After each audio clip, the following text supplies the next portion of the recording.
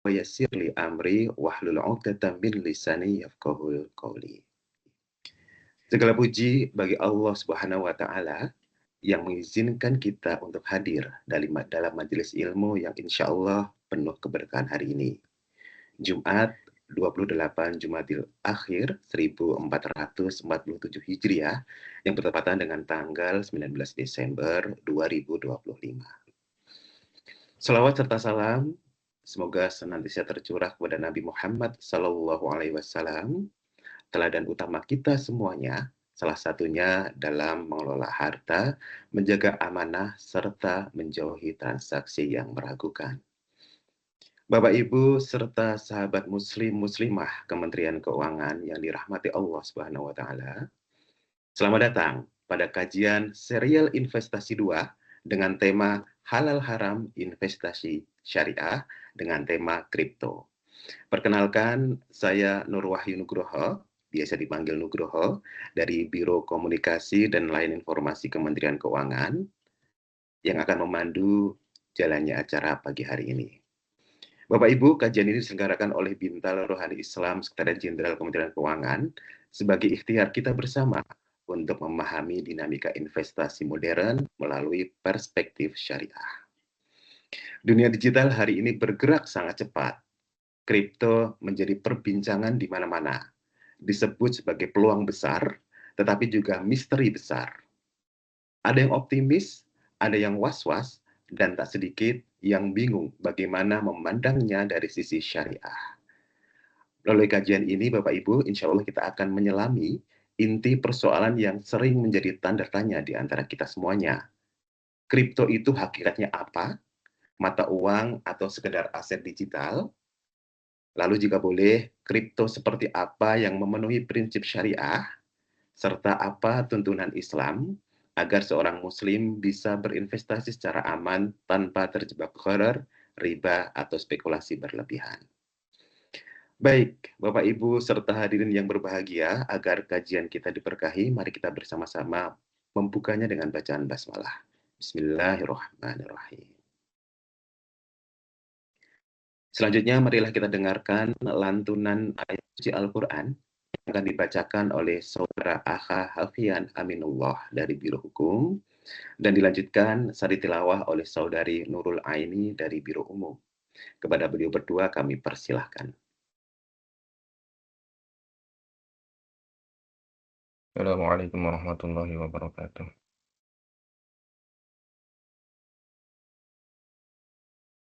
أعوذ بالله من الشيطان الرجيم. بسم الله الرحمن الرحيم. زين للناس حب الشهوات من النساء والبنين والقناطير المقنطرة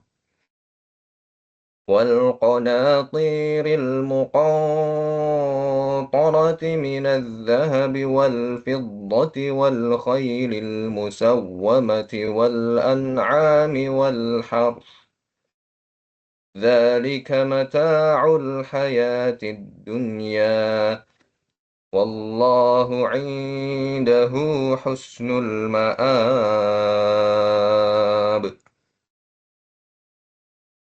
قل أنبئكم بخير من ذلكم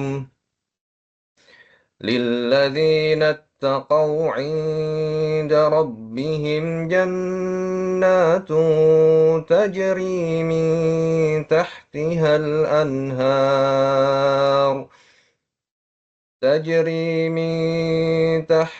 الأنهار خالدين فيها، وأزواج مطهرة ورضوان من الله، والله بصير بالعباد.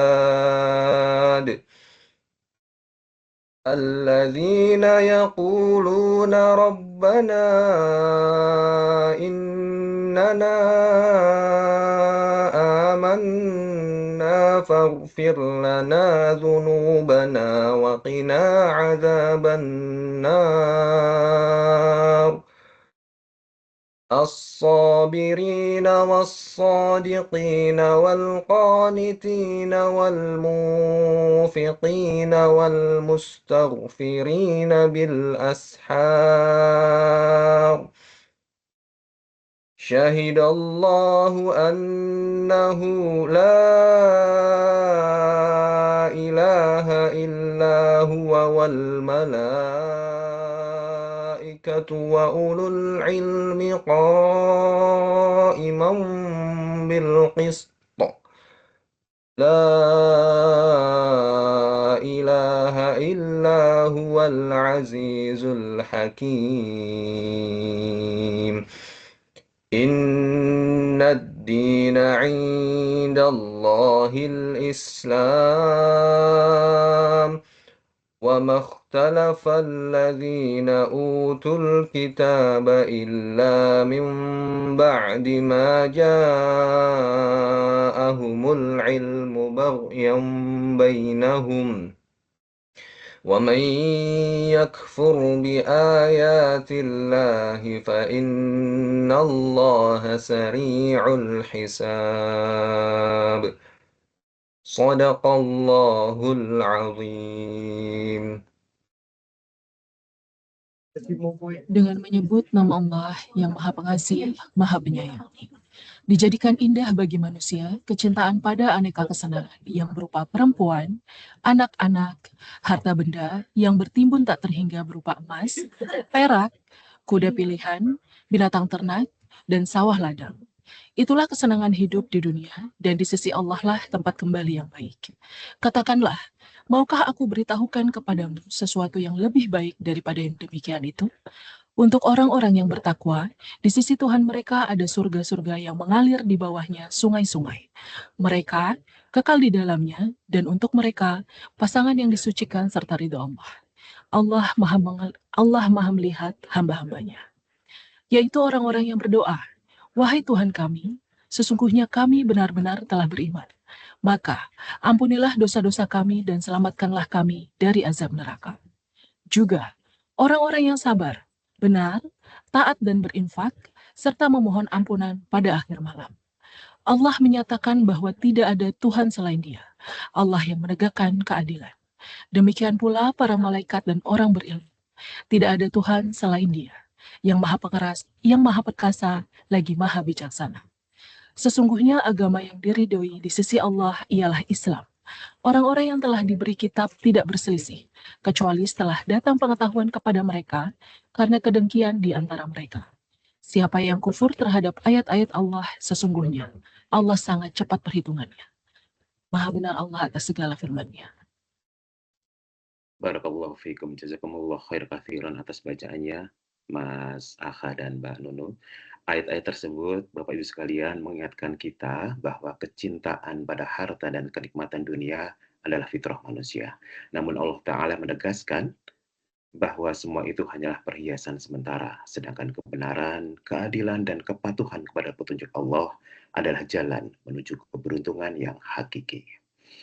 Pesan ini menjadi pengantar yang sangat relevan bagi kajian kita hari ini, agar di tengah maraknya investasi digital seperti kripto, kita tidak hanya berfokus pada potensi keuntungan, tetapi juga memastikan setiap langkah kita selaras dengan nilai-nilai keimanan, kehalalan, dan ketenangan hati. Semoga tilawah ini menyiapkan hati dan pikiran kita untuk menyimak kajian dengan niat mencari ilmu yang membawa keberkahan. Baik, Bapak Ibu hadirin yang berbahagia, sebelum masuk ke inti kajian kita hari ini, kami ingin mengingatkan Bapak Ibu sekalian untuk nanti berkenan mengisi presensi serta survei yang telah disediakan oleh panitia. Nanti kalau ada QR boleh di-scan, dan kami sampaikan bahwa masukan Bapak Ibu dan hadirin sekalian sangat penting agar kajian Bintal seperti ini semakin baik ke depan dan semakin relevan. Bapak Ibu serta hadirin yang berbahagia, narasumber kita hari ini adalah sosok yang sangat berkompeten di bidang fikih dan muamalah komputer. Beberapa minggu lalu Ustadz Oni sudah membersamai kita dan alhamdulillah pada hari ini dengan izin Allah Ta'ala kita akan bersama dengan Ustadz Oni lagi untuk menyimak kajian investasi yang kalau beberapa pekan lalu adalah emas, sekarang hari ini adalah kripto. Mohon izin Ustadz akan kami sampaikan sedikit CV Ustadz. Ustadz Oni Syahroni adalah anggota Dewan Syariah Nasional MUI sebagai dosen, penulis, dan praktisi ekonomi syariah yang aktif memberikan edukasi keuangan syariah di berbagai media dan forum. Beliau lahir di Serang tanggal 26 November 1975. Beliau sarjana S1 di Fakultas Syariah Universitas Al-Azhar Kairo tahun 2000. Kemudian lanjut Magister S2 di Al-Azhar Kairo juga tahun 2000 hingga 2005. Kemudian doktoral S3 di Al-Azhar Kairo juga tahun 2005 sampai 2009. Aktivitas beliau saat ini, Ustadz ini adalah pengasuh konsultasi syariah di Yayasan Rumah Wasitiyah, kemudian pengasuh konsultasi syariah di kanal republika.id setiap hari Senin, Rabu, dan Jumat. Beliau juga adalah anggota Dewan Pembina STI-ECB, Ustadz Oni penulis buku dan referensi, serta Ustadz Oni adalah anggota Dewan Syariah Nasional MUI. Beberapa penghargaan, Ustadz Oni adalah tokoh ulama syariah tahun 2015 versi majalah Investor Jakarta, serta tokoh ulama pendukung zakat sejahterakan umat pada Basnas Award tahun 2023 dan 2025 di Jakarta. Baik, Bapak Ibu sekalian, tanpa berlama-lama, langsung saja kita berikan pantun ya Ustadz ya. Mohon izin untuk kita berikan pantun kepada Ustadz Oni. Trading kripto kehati-hatian, jangan cuma ikut-ikutan teman, biar ilmunya mantap dan penuh kepastian. Kepada Ustadz Oni, waktu dan layar kami persilahkan. Tafadhol Ustadz. Assalamualaikum warahmatullahi wabarakatuh. Alhamdulillah, wassalatu wassalamu ala rasulillah wa ala alihi wa sahbihi wa man ihtada bihudah mabad. Allah wafiqna, Allah wafiq abna'ana wa banatina, Allah wafiq zawjatina wa azwajana, Allah wafiq abana wa ummahatina wa ashiratana, wa ufawwidu amrana ilaika ya Allah ya arhamar rahimin. اللهم انصر أهلنا في غزة فلسطين، اللهم انصر أهلنا في الباشر السودان، اللهم انصر أهلنا في سمطرة. صلى الله على سيدنا محمد وعلى آله وصحبه وسلم والحمد لله رب العالمين. Bapak Ibu yang dimuliakan Allah Subhanahu wa taala, amanah saya pada pagi ini berbagi, mudah-mudahan juga bisa menerima masukan, pengalaman dari Bapak Ibu semuanya untuk melengkapi konten presentasi pada pagi ini. Pembahasan kita seputar tentang halal haram atau ketentuan syariah seputar kripto ya. Nah, boleh dilanjut ke halaman berikutnya. Ini dia Bapak Ibu sekalian, ada dua bagian ya. Yang pertama terkait dengan investasi, dan yang kedua terkait dengan jual beli. Tapi sebelumnya nanti akan saya tambahkan satu lagi pada saat kripto sebagai alat bayar ya. Boleh dilanjutkan ke berikutnya. Nah, Bapak Ibu sekalian, berarti ada 3 fungsi kripto yang akan saya bahas dalam kesempatan ini. Yang pertama adalah kripto sebagai alat bayar. Yang kedua, kripto sebagai tempat investasi. Yang ketiga, pada saat kita menukar sesama unit kripto. Nah, yang pertama, terkait dengan kripto sebagai alat bayar, misalnya kita punya keluarga, anak, atau menantu, saudara, belajar di luar negeri, misalnya di Tokyo, Jepang. Nah, kemudian biaya pendidikannya itu kita transfer, yang biasanya kita transfer dalam bentuk rupiah, nanti kemudian ditukar oleh bank pengirim, bank penerima, bank setempat dengan mata uang setempat. Nah, ini kita kirim dalam bentuk kripto. dalam bentuk kripto dan kripto tersebut diaksep oleh yayasan, oleh bendahara, oleh perguruan tinggi setempat sebagai alat bayar senilai dengan biaya pendidikan.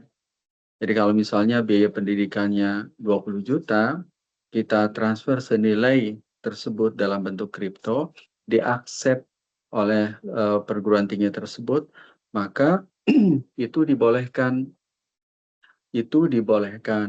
itu mubah. Karena apa? Karena kalau akad antara kita dengan perguruan tinggi adalah akad ijarah, maka kripto yang kita transfer sebagai biaya kuliah tersebut itu telah memenuhi kriteria ujroh ya, kriteria biaya, kriteria fee, yaitu bernilai mutakawam gitu. Itu mungkin salah satu poinnya. Nanti detailnya bisa kita bahas di sesi tanya jawab.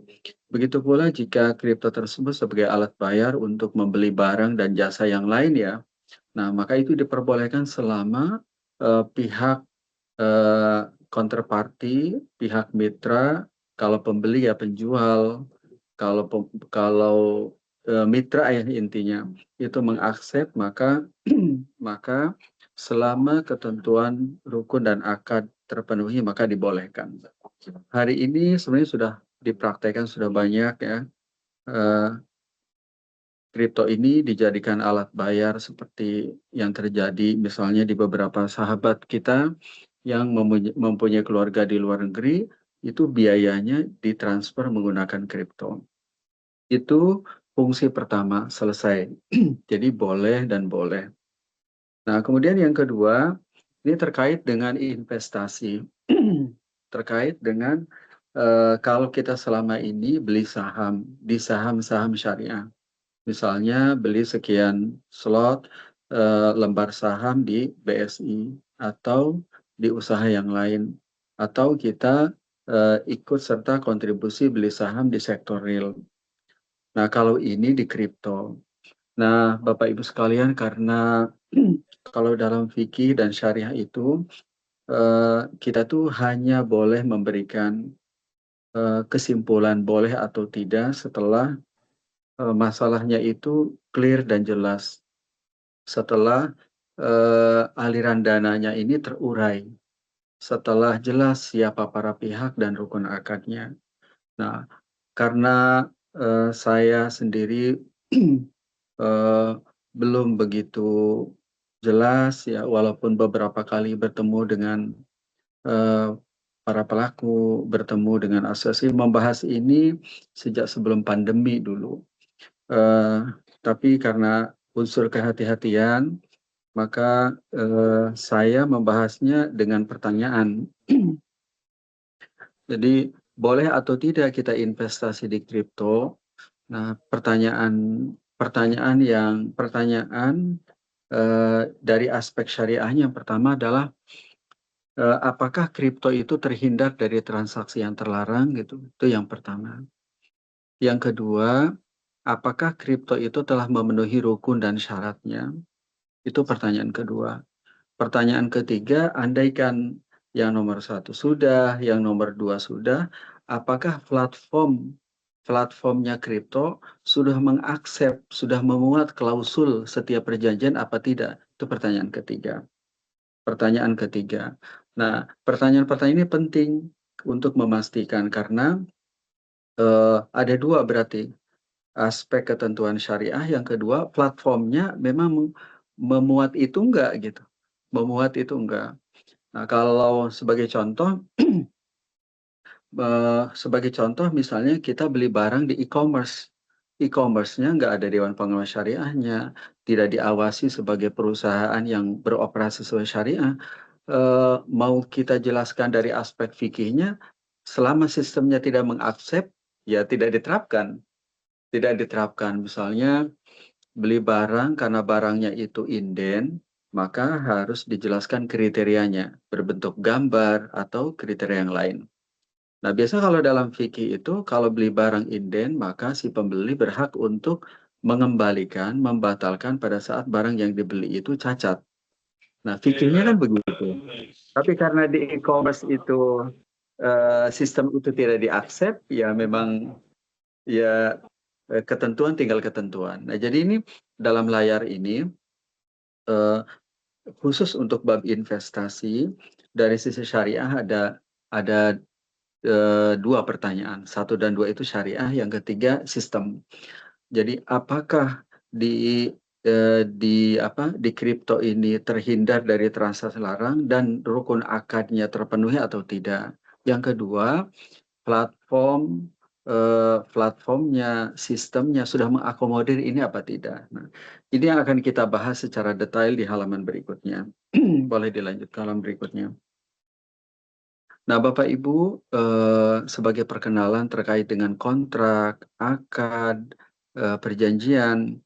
Jadi kalau misalnya saya membeli kripto, saya berinvestasi, modal saya berbentuk kripto, maka akad, kontrak, transaksi itu mungkin berbentuk mudorobah, bagi hasil, atau wakalah bil istismar. Nah, coba kita bedah ini. Dan kita kaitkan dengan kripto. Yang pertama terkait dengan modal. Layaknya kita di saham, kita pemilik modal, emiten sebagai pengelola, ada usaha real. Nah, coba kita mulai satu-satu terkait dengan ketentuan modal. Kalau ketentuan dengan modal atau Rasul Mal tidak hanya di fatwa MUI, tapi juga standar syariah internasional IOV, dijelaskan bahwa modal itu kudu bisa diserah terimakan. Tidak boleh dalam bentuk piutang. Dia itu kudu diserah terimakan. Karena apa? Karena target dari modal itu si pengelola bisa mulai mengelola usaha. Kalau jualan properti, maka dana 10M yang diterima misalnya, ya sudah sudah ada underlying-nya, sudah ada underlying asetnya, sudah diperjualbelikan, sudah dikelola usahanya. Nah, sekarang pertanyaannya, apakah kripto itu telah memenuhi kriteria modal apa tidak? Modal apa tidak? Jadi pada saat kita beli, itu berarti telah terjadi transfer of ownership, dan nilainya seperti yang disepakati. Jadi kalau kita investasi beli saham misalnya 50 juta, maka 50 juta itu dinilai dengan harga pasar misalnya, atau di sektor real.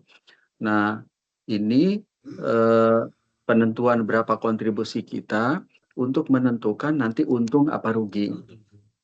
Untung apa rugi. Kalau untung, berapa yang harus dibagi antar para pemilik modal dan pengelola.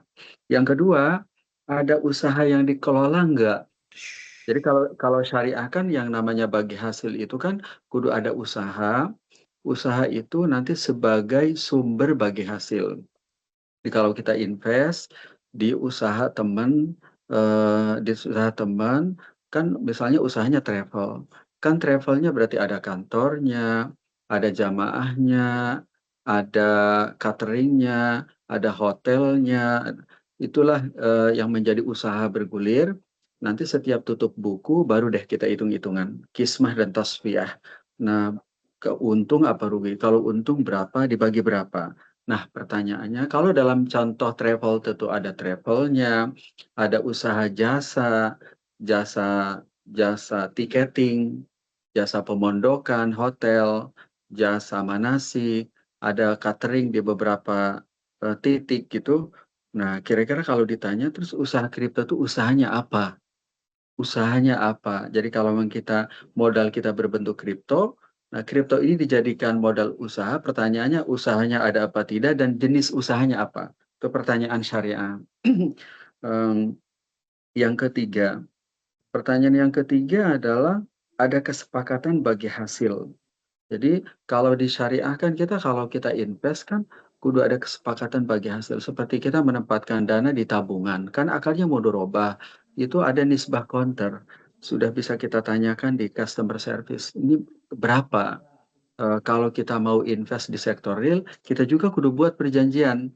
Kalau rugi yang nanggung siapa, kalau untung gimana cara ngebaginya, berapa persen masing-masing. Nah, sekarang pertanyaannya, itu ada enggak dalam investasi kripto dan itu termaktub di mana, di platform apa gitu. Sudah masuk ke sistem apa belum?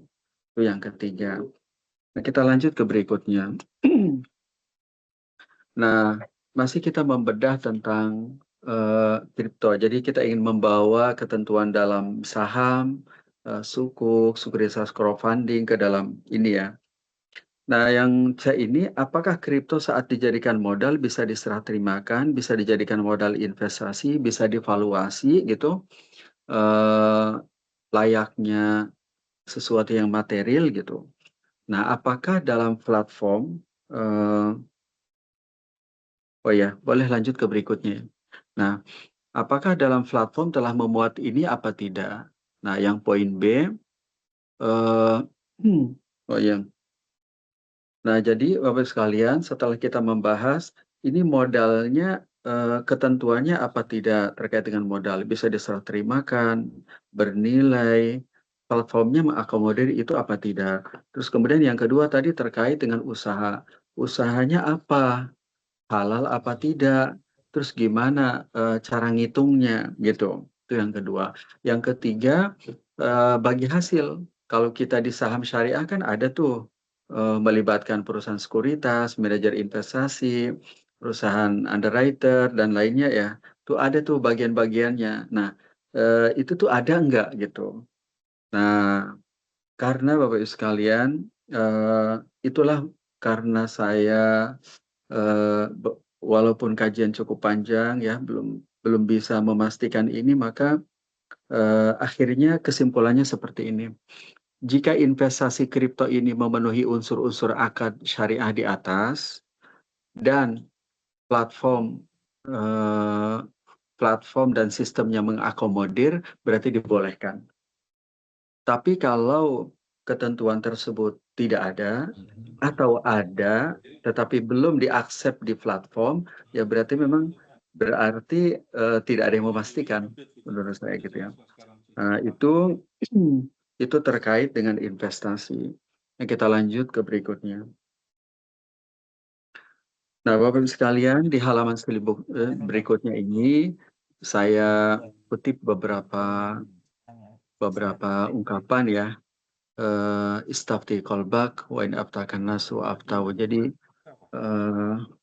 albirru husnul khuluq wa yahrumu ala muftin itlaqul futya fi ism mushtarak hatta yatarayyat wa yasta'akad wa yastafsulu su'al. Jadi kalau dalam bab ini memang kudu clear, kudu jelas dari aspek syariah. Dan jika memang ada pilihan antara yang belum clear dengan yang clear, ya berarti pilih yang clear. Jadi kalau memang ada beberapa pilihan investasi, ya berarti memilih investasi yang telah clear ya. Nah, itu fungsi kedua yang kita bahas, yaitu fungsi investasi. Nah, kita lanjut ke berikutnya. Nah, Bapak Ibu sekalian, di halaman berikutnya ini di fungsi yang ketiga terakhir yang menjadi bahasan saya. Yang ketiga ini adalah kita menukar sesama unit kripto. Jadi di kripto itu sendiri kan ada Bitcoin, ada Ethereum, ada Solana ya. Nah, gimana hukumnya menukar sesama unit kripto? Nah, kalau ini mungkin mudah diingat. Jadi pokoknya ingat aja antara kalau kita nuker rupiah ke real, mau umroh misalnya, atau kita mau recehan 2 ribuan, 100 ribu. Nah, jadi atas dasar itu pokoknya kita buat rumus. Ini nomor satu ya. Nomor satu, kalau penukarannya sesama jenis, Bitcoin dengan Bitcoin, Ethereum dengan Ethereum, Solana dengan Solana, maka dia kudu nilainya sama dan tunai. Persis kalau kita menukar 100 ribu dengan 2 ribuan. Jadi kudu spot dan juga jumlah 2 ribunya memang 100 ribu, kira-kira begitu. Nah yang kedua, tapi kalau pertukarannya jenis kriptonya berbeda, seperti Bitcoin dengan Solana, Bitcoin dengan Ethereum, ya, misalnya Binance Coin dengan Cordano ya. Nah, maka itu seperti halnya penukaran antara rupiah dengan real, rupiah dengan dolar, maka cukup spot. Jadi seperti kita mau perjalanan ke luar negeri atau mau umroh di Terminal 3 Soekarno-Hatta, kita di money changer kita tukar tuh rupiah dengan real. Maka ketentuannya sesuai dengan poin 2 ini, yang penting spot, yang penting tunai, tapi si penjual, si pemilik money changer ini boleh mengambil margin. Nah, kesimpulan nomor 1 dan 2 itu sesuai dengan hadis Ubadah bin Samit, فَإِذَا اخْتَلَفَتِ الْأَجْنَاسِ فَبِيعُوا كَيْفَ شِئْتُمْ إِذَا كَانَ يَدًا بِيَدٍ. Demikian Bapak Ibu sekalian, ada 3 poin yang telah saya sampaikan. Yang pertama, pada saat kripto sebagai alat bayar ya, jadi bayar biaya kuliah anak pakai kripto, beli barang. Nah, selama dia diaksep, barangnya halal, menurut saya dibolehkan. Halal, tidak ada masalah. Nah, yang kedua, ini mungkin yang paling banyak jadi bahan diskusi di media sosial atau di forum-forum offline online terkait dengan Waalaikumsalam. investasi. Nah, investasi ini Ya. karena membutuhkan banyak telaah dan hingga hari ini DSN belum ada fatwanya. Oh, siap, Pak Mus. Alhamdulillah Belum sehat, Pak Mus. ada fatwanya. eh, belum ada fatwanya, maka saya coba bedah berdasarkan 2 poin. Ketentuan syariah, yang kedua sistemnya mengaksep apa tidak. Dari sisi ketentuan syariah, saya sampaikan modal itu harus tunai, harus bisa divaluasi, harus bisa diserah terimakan. Nah, itu ada apa tidak dan platformnya mengakomodir apa tidak. Yang kedua, kalau bagi hasil kan kudu ada usaha. Usahanya halal. Nah, kalau di pertanyaannya di kripto, usahanya apa, halal apa tidak, halal dan diaksep nggak perhitungan bagi hasil jenis usahanya dalam platform. Itu sehingga terkait dengan fungsi investasi ini, andaikan memenuhi unsur akad tersebut, platformnya mengakomodir, maka dibolehkan. Sedangkan jika ketentuan syariah tadi tidak terpenuhi atau terpenuhi tetapi tidak teraksep dalam platform, dalam sistem, ya berarti tidak termasuk dalam daftar investasi yang memenuhi ketentuan tadi. Yang ketiga terkait fungsi menukar sesama unit kripto. Maka rumusnya ada 2. Yang pertama, kalau Bitcoin dengan Bitcoin, Ethereum dengan Ethereum, maka kudu tunai dan sama. Tapi kalau penukarannya berbeda, misalnya Bitcoin dengan Ethereum, Solana dengan Bitcoin, maka cukup tunai. Demikian Bapak Ibu, Pak Wahid, presentasi yang bisa saya sampaikan. Assalamualaikum warahmatullahi wabarakatuh. Waalaikumsalam warahmatullahi wabarakatuh. Terima kasih Ustaz Jazal Khair. Silakan Bapak Ibu, apabila ada yang ingin ditanyakan lebih lanjut, tapi mungkin untuk mengawalinya Ustaz, kira-kira Ustaz ya, kalau secara sederhana dengan segala catatan tadi, dengan segala pertanyaan tadi itu, apakah kita bisa bilang gitu ya, kalau untuk dengan prinsip kehati-hatian sebaiknya kita tidak gunakan kripto sebagai investasi. Apakah begitu Ustaz ya? Iya, kalau dalam fikih memang kan kudu clear ya. Kalau Ya, memang ada pilihan investasi lain yang clear, ya, diawasi oleh OJK, ada Dewan Pengawas Syariahnya dari DSN, ya. menurut saya itu pilihan yang lebih clear. Baik, Misalnya baik. hari ini ada investasi di kripto, ada di saham, ada di sektor real, ada beli emas. Nah, kalau emas kan barangnya Barangnya ada, ada bisa ya, kelihatan. dilihat, betul ya. Atau kita beli properti, Ya, kan rumahnya ada gitu. Nah, mungkin itu berbeda kalau memang jadi alat bayar ya tadi. Kalau ya alat alat bayar bayar ya kan yang clear pertama ya. tadi Ustaz. Iya, Iya. iya. Baik, jadi seperti itu Ustaz ya. Silakan Bapak Ibu, ada 88 peserta dari seluruh penjuru Indonesia Ustaz ini bergabung bersama kita. Silakan Bapak Junaidi, KPPN 146. Silakan Bapak. Ya, terima kasih Pak Nur. Assalamualaikum Ustaz, izin bertanya. Ya. Tadi terkait dengan adanya dalam tanda kutip kepengurusan syariah dalam satu entitas itu emang diharuskan Ustaz ya untuk kita mengetahui atau itu Gimana halal atau haram ya. belum jelas gimana? Ya, terkait dengan tadi Ustaz adanya kepengurusan yang bersifat syariah atau ada yang syariahnya lah pengawasnya itu yang bersifat syariah itu memang diharuskan Ustaz ya terkait dengan satu institusi yang untuk menilai haram atau halalnya terkait dengan produknya Ustaz. Oh iya, iya betul. Jadi pertama tuh memang akarnya kudu dituangkan, kudu ada. Yang kedua harus sudah masuk ke dalam sistem. Yang ketiga memang kudu ada pengawasan, kudu ada yang ngawasin. Karena kalau tidak kita tidak punya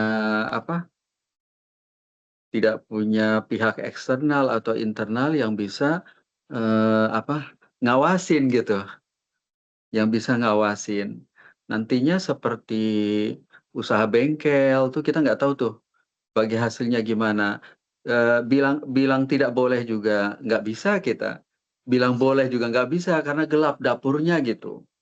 Kayak usaha-usaha besar yang di pinggir jalan tuh kan banyak sekali ya. Nah, karena nggak bisa dibedah dapurnya, bilang boleh juga belum ada buktinya, tidak boleh juga nggak ada buktinya gitu. Kira-kira begitu. Jadi sifat Ustaz ya pemulung. Iya, betul, betul.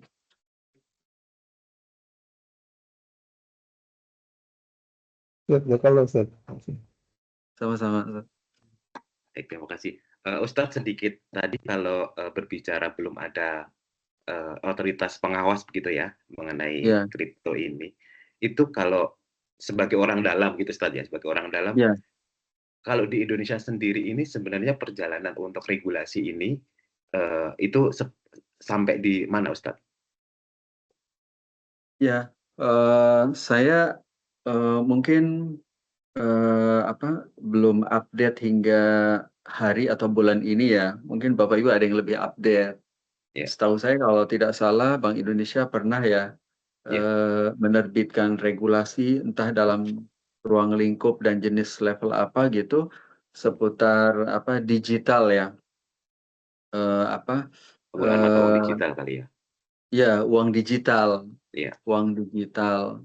Kalau tidak salah juga salah satu direktorat atau unit di OJK atau Bank Indonesia juga ada yang nama direktoratnya juga mengatur, mengelola tentang kripto ini kalau tidak salah gitu. Ya. Tetapi kalau dari DSN sebagai mitra fatwa sampai sekarang belum ada tuh fatwa tentang kripto. Jadi dulu yang ada itu adalah fatwa komisi fatwa. Kan MUI kan banyak tuh ya. Ada DSN, ada komisi fatwa. Dulu yang sempat ramai di media sosial itu adalah fatwa umum komisi fatwa tentang kripto sebagai alat bayar seperti halnya rupiah. Kira-kira begitu. Ya. Sebenarnya. Berarti kalau dari DSN itu nanti ketika mau mengeluarkan fatwa menunggu dulu dari pemerintah ya Ustaz ya? Betul. Biasanya karena biasanya tuh kan ada dua jenis menjelaskan atau fatwa. Nah, kalau fatwa itu biasanya adalah jawaban dari pertanyaan. Jadi misalnya Kementerian Keuangan kalau dalam sukuk biasanya atau Bank Indonesia seputar operasi moneter atau ini ya uang digital atau OJK biasanya bertemu DSN menanyakan atas dasar pertanyaan itu baru kemudian dibuat fatwa biasanya. Baik ya, baik Ustaz. Jadi memang Bapak Ibu kita mungkin perlu bersabar kali ya untuk menunggu lebih lanjut lagi bagaimana regulator itu nanti merumuskan regulasinya sehingga dari situ kemudian nanti DSN bisa bergerak seperti itu. Silakan Bapak Ibu yang lain berkenan untuk mengajukan pertanyaan, konfirmasi ataupun konsultasi mungkin Silakan boleh ditulis di kolom komentar ataupun silakan langsung mengajukan secara langsung pada Ustadz.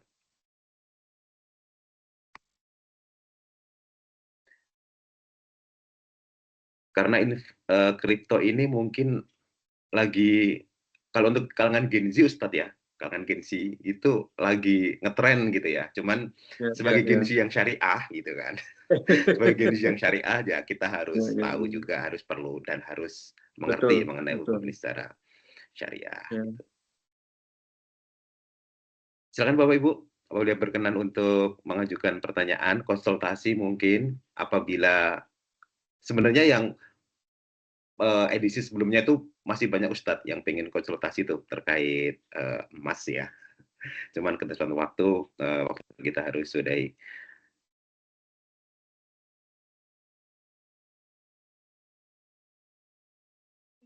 Assalamualaikum warahmatullahi wabarakatuh. Mohon izin Pak Nur Wahyu, Ustadz Oni. Suara saya terdengar kah? Kecil ya. Oh iya Pak Azik, Halo? silakan Pak Azik. Mohon maaf suaranya terlalu kecil Pak Azik. Oh kecil ya? Sekarang jelas kah? Atau masih kecil ya? Ya udah lumayan jelas Pak Azik. Oke, mohon maaf Ya, ini silakan. belum sarapan kayaknya nih, jadi suaranya kecil. Izin Ustaz, jadi sependek yang saya pelajari, tadi kan ada satu statement yang kayaknya kuncinya di situ Ustaz, terkait dengan otoritas lembaga. Iya. Otoritas lembaga. Ini kan teknologi blockchain yang menjadi dasar terbentuknya mata uang sejenis ini ya, kripto ini. Itu kan memang bisa dibilang tidak ada otoritas layaknya bank sentral dan sejenisnya Ustaz ya. Iya. Sehingga dia terbentuk melalui sebuah teknologi yang berkembang ya, kita nyebutnya istilahnya apa ya, buku besar ya. Distribute ledger gitu ya, digital.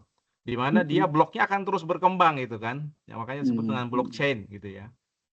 Dan dia terdesentralisasi sehingga dia menjadi sesuatu yang katanya integritasnya itu bisa dipercaya gitu.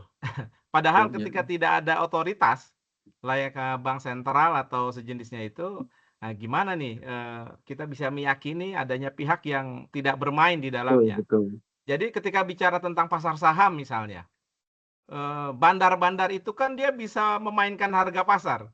Dan itulah yang kemudian saya pribadi menilai bermain saham kalau tidak memahami ilmunya terjebak dalam dinamika bandar yang pada intinya sebenarnya cenderung pada judi gitu ya, uncertain condition.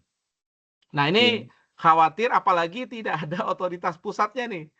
Nah ini apakah berarti ini lebih berbahaya ya, lebih artinya integritas informasinya itu lebih dipertanyakan gitu. Tapi kok bisa sekuat itu ya sekarang kampanye atau marketingnya gitu ya. Memang sih terlihat keren gitu ya.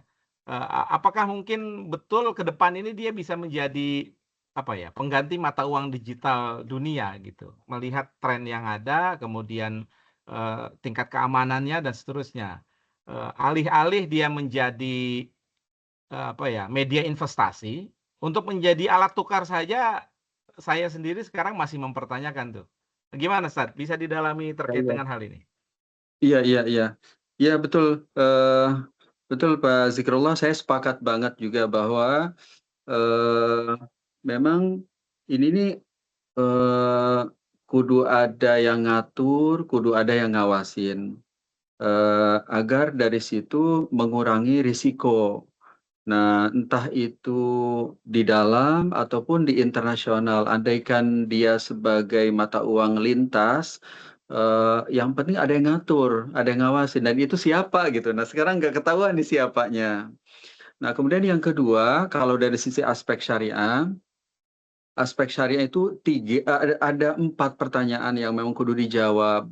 Yang pertama, itu tuh kripto itu memang benar modal yang bisa diserah terimakan dari pemodal kepada pengelola. Terus yang kedua, terus kalau kita investasi di kripto, kalau kita investasi di saham kan ada usahanya jelas ya. Nah ini usahanya apa, halal apa tidak. Yang ketiga, kalau kita berinvestasi kan misalnya investasi di usaha apa gitu. Kan kita tuh tertuang ya perjanjian keuntungannya berapa, kalau rugi berapa, nah itu. Nah yang keempat, setelah itu ada tertuang, nah platform sistemnya mengakomodir apa tidak gitu. Nah itu saya belum. Jadi akhirnya karena belum tahu, akhirnya belum bisa menyampaikan boleh atau tidak boleh gitu karena seperti gelap begitu, tidak bisa diurai begitu, tidak bisa dibedah dapurnya gitu. Iya. Ya, betul, Ustaz. Saya orangnya curigaan, Ustaz, ya. Karena pernah tertipu di beberapa investasi bodong ini. Karena yang ngajakin teman dekat, jadi kita percaya ke Iya, teman iya, gitu, meskipun nggak iya, percaya ke iya. sistemnya. Mulai dari investasi Mm, sapi-sapian gitu ya, mm, mm, mm. pulsa-pulsaan dan sebagainya. Nah, Iya, iya, iya. dari analisa beberapa pakar ini, mereka menyebut kripto atau sejenis ini ya, blockchain teknologi based itu seperti zero sum game. Ini kan zero sum game ini kebanyakan investasi bodong itu didasari oleh filosofi zero sum game ya. Jadi yang masuk duluan untung gede, tapi yang masuk belakangan habis, dimainkan oleh bandar gitu ya. Seperti yang Iya, tadi iya. Ustadz bilang, ini 4 kriteria untuk investasi itu sangat sangat mudah untuk difahami dan sangat cukup untuk bisa menyimpulkan apakah ini cocok atau tidak dijadikan sebagai objek investasi gitu ya. Iya, Dan iya, iya. beberapa investasi bodong itu memang ada yang terlanggar dan 1 dari 4 ini dan memang kita harus Iya. hati-hati ketika memastikan siapapun yang mengajak ya, baik keluarga atau teman dekat, ini harus didalami keempat ini. Nah, pendekatan zero sum game ini seperti yang memang yang sekarang nih ketika tidak ada kepastian siapa yang mengelola, itu kesimpulan yang benar sepertinya zero sum game itu ya. Sepanjang tadi tidak ada pihak yang jelas pengelolaan dan pertanggungjawaban atau accountability sistemnya itu. Gimana Ustaz? Iya, iya. Ya, betul. Jadi eh, menurut saya perlu dipastikan juga, saya sepakat. Jadi selama belum terbuka, selama belum terurai, mungkin pilihan terbaik kalau dari sisi fikih ya ditinggalkan. Ditinggalkan, betul kalau menurut saya. Jadi kita juga kalau di padanan yang lain ini zero sum game ini kan ada di apa gold trading, trading gold, jadi dia antara derivatif dan zero sum games. Di scalping konvensional, ada juga selain trading gold juga ada di investasi yang isinya judi ya. Jadi dia judulnya investasi dalam begitu mungkin. Ya, jazakallah Ustaz. Terima kasih Mas Nur Wahyu. Ya, terima kasih Pak Azik. Ustadz, ini ada yang di kolom chat menanyakan mengenai apakah ada fatwa dari negara-negara Islam terkait kripto, negara-negara tetangga, negara-negara Islam terkait kripto. Apakah sudah ada, Iya, Ustadz? iya. Ya. Iya, kalau fatwa resmi terinfo ada ya kalau kita sumbernya googling ya. Ya. Tapi kalau yang saya ikut membersamai secara langsung ya itu fatwa perorangan atau lembaga non pemerintah. Ya. Sebelum pandemi saya ikut serta juga di Bank Negara Malaysia bersama tim syariah lain di KL ya, membahas tentang kripto ini jauh dulu sebelum pandemi. Sebelum pandemi. Waktu itu dalam pertemuan itu ya akhirnya perbedaan pendapat juga sih. Ya. Di ruang pertemuan itu perbedaan pendapat antara yang membolehkan dan tidak membolehkan. Nah, akhirnya setelah perjalanan panjang itu akhirnya saya merumuskan ini 3 fungsi ini dan di fungsi investasi saya berikan pertanyaan-pertanyaan gitu. Pertanyaan. Itu mungkin. Ya, berarti dari negara Muslim pun sebenarnya belum ada ya, Ustadz ya, untuk fatwa resminya. Yang ada Iya, baru perorangan. yang saya tahu nih, kalau di googling ada, tapi saya mungkin perlu validasi. Kalau yang saya tahu secara langsung itu dia pendapat personal kebanyakan. Iya. pendapat personal pendapat ulama personal, atau pendapat ahli syariah, ahli ahli syariah. ekonomi, ahli fikih gitu, ya begitu. Baik, baik, baik Ustadz. Ustadz, mungkin di antara kami itu sudah ada kali ya, karena belum ketidaktahuan ilmu ini, mungkin sudah kemarin nyoba-nyoba investasi kripto gitu. Nah, kemudian harus ditinggalkan. Bagaimana itu, Ustadz? Ya, ya, memang itu pilihan ya sebenarnya. Ya. Tapi kalau niatnya belajar sih, kalau menurut saya belajar itu ya, belajar kan tidak harus nilainya besar-besar ya. Misalnya ada orang Ya, belajar ingin tahu daleman ya, terus ya, sih tidak ada masalah. Tapi kalau ya, pilihan investasi mungkin ya dengan keawaman saya hari ini ya seperti ini kesimpulannya. ya, Jadi kalau mau investasi, kalau memang nggak clear ya jangan masuk gitu. Yang ya. clear-clear aja, yang clear aja tuh Yang contoh kayak jelas-jelas kita aja beli gitu ya. emas ya, investasi Ya, emas di Beyond atau di BSI, di Pegadaian Syariah, kan ada ya. emasnya, beli lahan pertanian, ngebond gitu kan, jelas sayurnya, jelas Iya, lahannya, iya, baik, beli Ustadz. properti kan bisa diwariskan juga, Iya, atau beli saham syariah mungkin kalau efek ya, iya. seperti itu. Baik Ustadz, ini selanjutnya ada di kolom chat, ada dari Ibu Mary kali ya, Ibu Mary Agustriana. Ustadz mohon pandangan Islam terkait, mohon maaf nih istilahnya, XAUT ya, XAUT dan PASG. Mohon maaf saya awam untuk istilah seperti ini Ustadz, yaitu stable coin yang didukung oleh emas fisik. Ini adalah aset digital yang menggabungkan stabilitas emas dengan teknologi blockchain, memungkinkan investor untuk memiliki, memperdagangkan, dan menyimpan emas secara digital tanpa perlu repot dengan menyimpan fisik, serta menawarkan fleksibilitas kepemilikan fraksional dan perdagangan. Wah, ini istilahnya berat nih. Ya. Bagaimana Ustadz nih? Iya, iya. Kalau menurut saya itu perlu diurai lagi bagaimana usahanya, transaksinya seperti apa gitu. Jadi bagi kita sebagai calon investor, selama belum terurai, belum jelas, berarti bukan pilihan kita. Menurut saya begitu.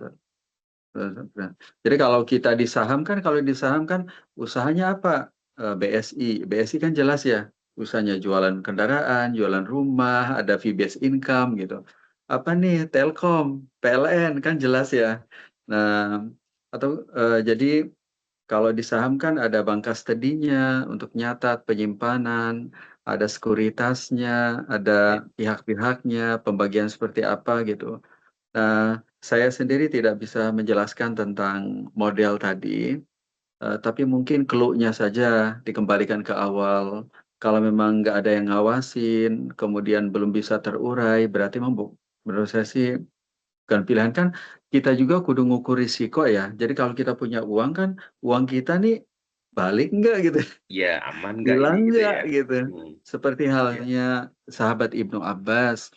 Ibnu Abbas itu tipikalnya investor, tidak seperti Rasulullah. Rasulullah mungkin dalam kondisi bukan saat awal-awal ya, memang bukan hartawan ya, sampai akhirnya beliau menjadi seorang hartawan.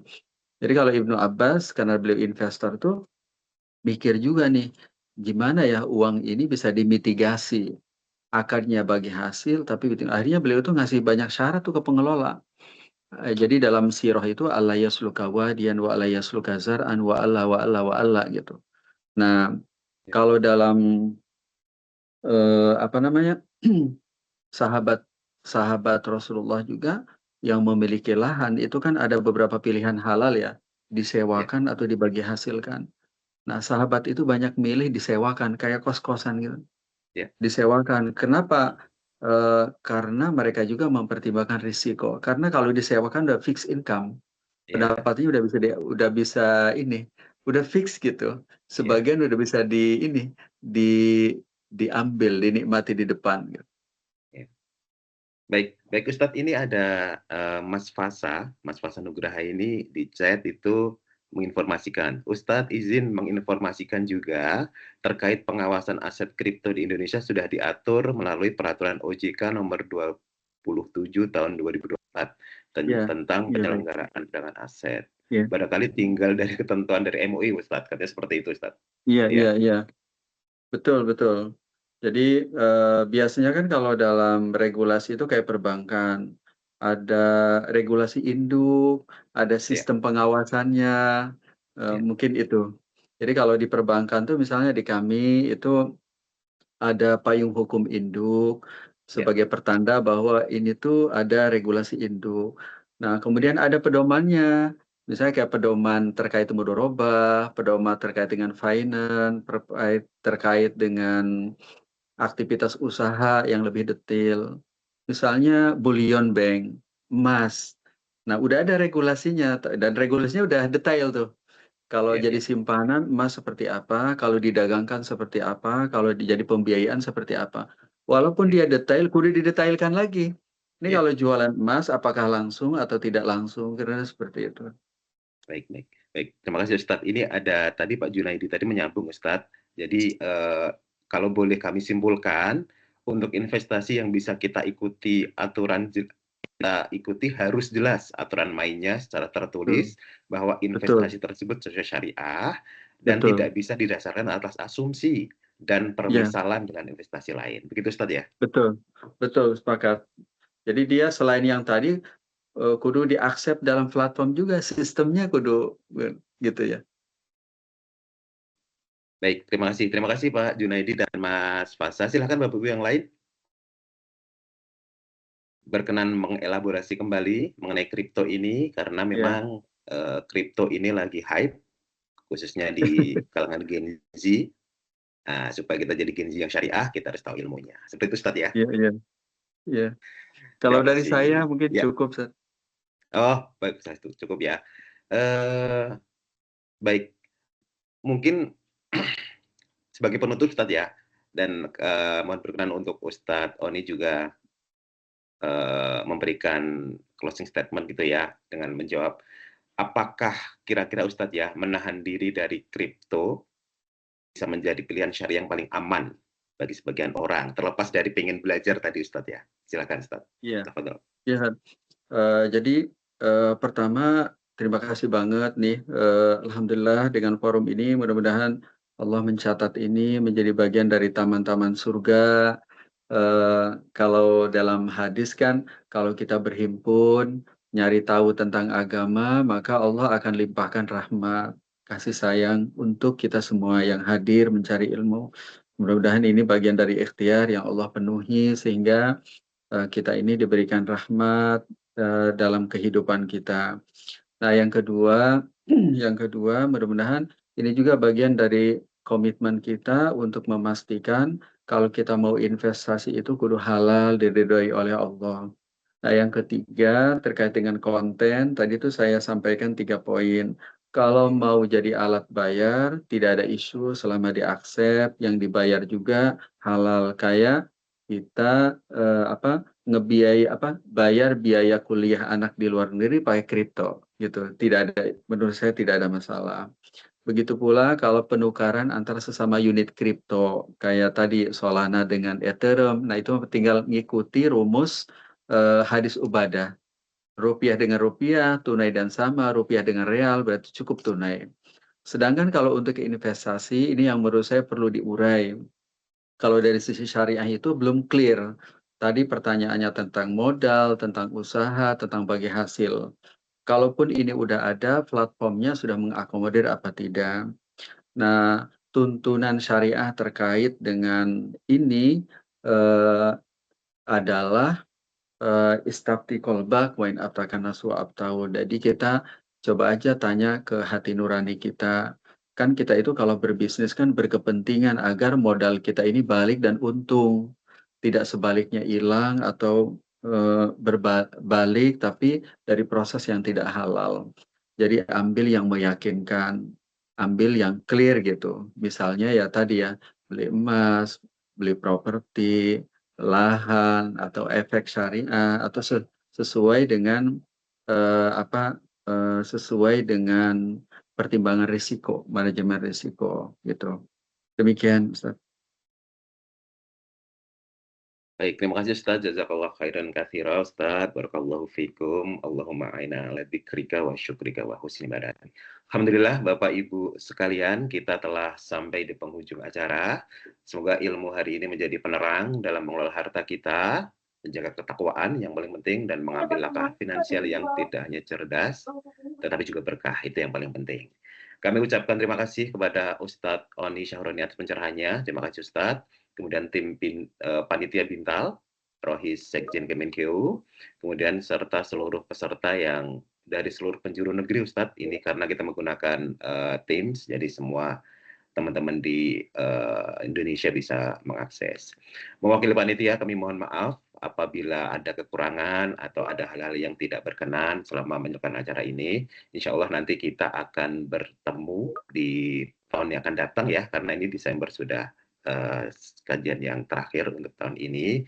Dan jangan lupa Bapak Ibu serta teman-teman sekalian untuk bisa memberikan evaluasi sekaligus presensi ya, karena kita tentu membutuhkan feedback, masukan, saran untuk lebih konstruktif agar penyelenggaraan acara ini bisa lebih relevan dan berkelanjutan lebih baik lagi ke depannya nanti. Baik Bapak Ibu, mari kita bersama-sama kita tutup majelis ini dengan doa kafaratul majelis bersama-sama. Subhanakallahumma wa bihamdika asyhadu alla ilaha illa anta astaghfiruka wa atubu ilaik. Terima kasih. Silakan, ini ada link presensi sama surveinya ya, silakan diisi. Izin saya tutup lagi dengan pantun. Market kripto bisa bikin hati bergetar, naik cepat, turunnya pun bisa tiba-tiba. Ilmu syariah membuat langkah lebih teratur. Semoga Allah bimbing kita menuju rezeki yang penuh keberkahan dan penuh makna. Wassalamualaikum warahmatullahi wabarakatuh. Sampai jumpa di kajian berikutnya. Waalaikumsalam warahmatullahi wabarakatuh. Terima kasih Pak Wahyu, Bapak Ibu semuanya. Mohon maaf lahir batin. Assalamualaikum. Waalaikumsalam. Waalaikumsalam. Terima kasih Bapak Terima kasih Ibu. semuanya.